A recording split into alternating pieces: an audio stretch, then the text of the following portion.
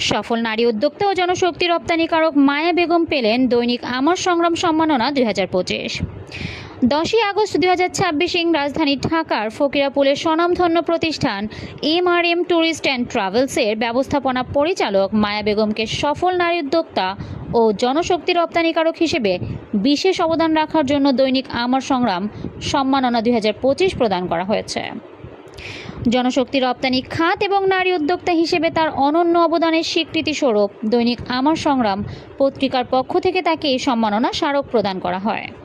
এই সম্মাননা প্রাপ্তিতে আনন্দিত উচ্ছ্বসিত প্রতিক্রিয়া ব্যক্ত করেছেন মায়া বেগম।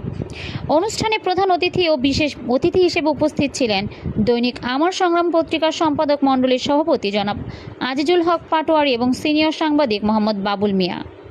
এছাড়া অনুষ্ঠানে আরও উপস্থিত ছিলেন পত্রিকার সাব এডিটর মোহাম্মদ পারভেজ দেলোয়ার হোসেন, মোহাম্মদ ফরিদ, সাংবাদিক আজমির হোসেন সহ অন্যান্য গণ্যমান্য নেতৃবৃন্দ। অনুষ্ঠানে বক্তারা নারী ক্ষমতায়ন ও জনশক্তি রপ্তানিতে মায়া বেগমের সাফল্যের ভূয়সী প্রশংসা করেন এবং ভবিষ্যতে তার উত্তরোত্তর সাফল্য কামনা করেন।